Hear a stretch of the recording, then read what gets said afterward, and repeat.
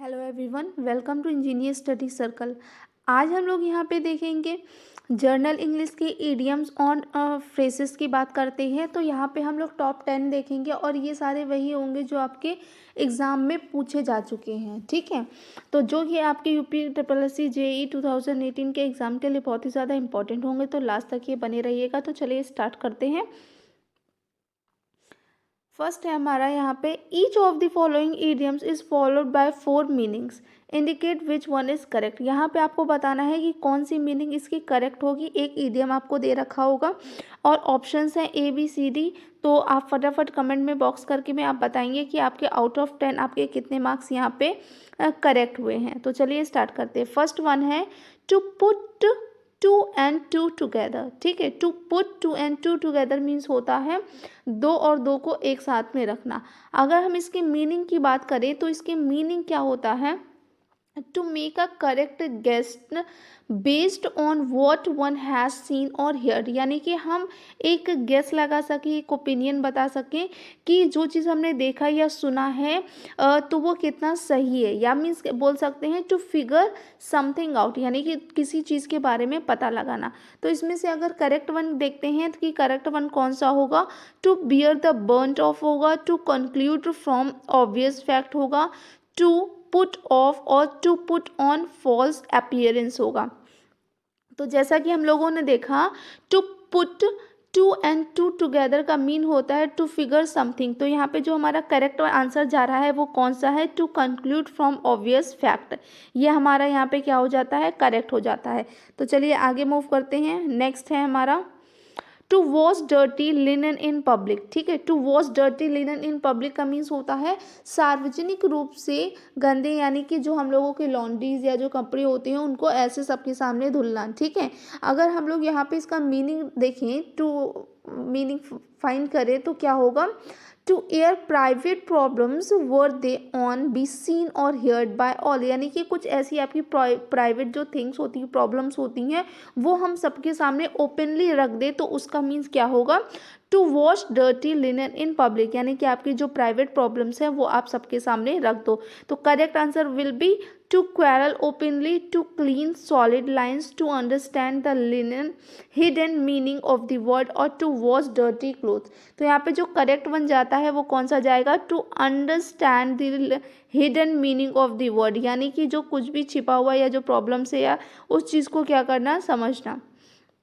Next one पहुँचते हैं। Third one है हमारा to read between the lines. ठीक है, तो यहाँ से अगर देखिए to read between the lines तो यहाँ पे क्या जाएगा, किसी चीज़ का एक अर्थ निकालना। ठीक है, तो टू अगर इंग्लिश मीनिंग देखें तो look for discover a meaning that is implied rather than explicitly. मतलब कोई भी चीज़ छुपा हुआ हो किसी के अंदर तो उसको डिस्कवर करना, उसके बारे में पता लगाना। तो टू सस्पेक्ट होगा, to read carefully, to understand the hidden work meaning of the word और टू डू यूजलेस थिंग्स। तो यहाँ पे करेक्ट वन अगर हम लोग देखेंगे तो करेक्ट वन हमारा पहुँचता है to understand the hidden meaning of the word. क्या हो जाएगा यहाँ पे, इसका भी आंसर क्या हो जाएगा, to understand the hidden meaning of the word. ये आपका ये दोनों का क्या हो जाएगा, करेक्ट हो जाएगा। फर्स्ट जो सेकंड में था to understand the hidden meaning of the word, to watch dirty linen in public, ये भी इसका सेम हो जाएगा। और थर्ड वाले का भी ये दोनों ही क्या हो गया, सेम मीनिंग हो गया। नेक्स्ट है टू फेस द म्यूजिक। ठीक है, टू फेस द म्यूजिक का मीन्स होता है टू एक्सेप्ट अनप्लीजेंट कॉन्सिक्वेंसेस। मतलब कॉन्सिक्वेंस मतलब एक ऐसे चांसेस या कुछ ऐसे चीज़ों का सामना करना जो अनप्लीजेंट है, जो हमारे लिए अच्छे नहीं है, जो हम लोग उनको एक्सेप्ट नहीं कर सकते, इस तरीके का मीनिंग हुआ। तो करेक्ट वन कौन सा जाएगा, to prepare, to give a music performance, to suffer evil consequences, to suffer hardship और टू चेंज दी थिंग्स। तो जो करेक्ट वन आंसर जाएगा हमारा वो कौन सा होगा, to suffer evil consequences. Next है हमारा to leave no stone unturn. इसका मीन्स अगर देखेंगे कि कोई कसर ना छोड़ना, क्या हो जाएगा, to leave no stone unturn मतलब कोई भी कसर ना छोड़ना। Try every possible course of action in order to achieve something. यानी कि हम लोगों को अपने एग्ज़ाम को क्लियर करना है, अगर क्वालिफाई करना है तो हमें कोई भी कसर नहीं छोड़नी चाहिए और हमें हर एक पॉसिबल जो भी हम लोगों के से हो सके वो अपने एग्ज़ाम को क्वालिफाई करने के लिए करना चाहिए। ठीक है, ये आप इसको एग्जाम्पल एज अ ले सकते हैं। आंसर करेक्ट के लिए फाइंड आउट करेंगे तो which one will be correct. To keep clean and tidy, to try at most, to work enthusiastically, to change the things. तो यहाँ पे जो करेक्ट आंसर जाएगा वो कौन सा हो जाएगा, टू ट्राई अट मोस्ट। कौन सा होगा, टू ट्राई अट मोस्ट होगा। नेक्स्ट क्वेश्चन की तरफ मूव करते हैं। 6 पॉइंट है, between the devil and the deep sea. क्या है यहाँ पे हमारा, between the devil and the deep sea. अगर इसका मीनिंग देखें तो मीनिंग होगा इन अ डिफ़िकल्ट सिचुएशन। क्या होगा आपका, कोई भी डिफ़िकल्ट सिचुएशन है जहाँ पे आपको क्या करना है, चूज़ करना है between two equally unpleasant courses of action. ठीक है, दो चीज़ों के बीच में आपको चूज़ करना है और वो दोनों ही अनप्लीजेंट है, आप वहाँ पे चूज़ नहीं कर पा रहे हो। ठीक है, तो आप क्या यूज़ करोगे वहाँ पे, करेक्ट आपका कौन सा होगा वो बताना है। अ डीप सी डाइवर होगा, या डाइवर मीन्स क्या होता है, गोता लगाना या पानी बहुत ऊपर ऊंचाई से पानी में कूदना। टू बी इवल टेम्पर्ड होगा, इन अ डायलेमा होगा, a man who is drawing. तो यहाँ पे जो करेक्ट बन जाता है आपका मीनिंग से, तो इन अ डायलेमा होता है। ठीक है, डायलेमा मीन्स क्या होता है, जब आप कोई भी दो या दो से ज़्यादा सिचुएशंस में एक साथ आंसर नहीं फाइंड आउट कर पाते हो, आप एक असमंजस में हो जाते हो, या ऐसी सिचुएशन आती है जहाँ पे आप चूज़ नहीं कर सकते हो कि कौन सा सही है और कौन सा गलत है।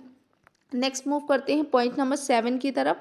7 नंबर पॉइंट है, to fight tooth and nail. क्या है, to fight tooth and nail. अगर इसका मीनिंग देखें तो इंगेज इन वैगरस कॉम्पैक्ट और make a strenuous effort using all one's resources. यानी कि क्या कर सकते हैं हम लोग, अपनी हर एक चीज़ की जो भी हम लोगों का इंगेज रहना, बिजी रहना। ठीक है, अपनी स्ट्रेनियस को बनाए रखने के लिए। तो करेक्ट वन कौन सा जाएगा, to fight a losing battle होगा, टू फाइट हीरोकली होगा, मतलब कि आप एज अ हीरो फाइट करो उसको, and to make every possible effort to win, और टू फाइट क्राउडली होगा।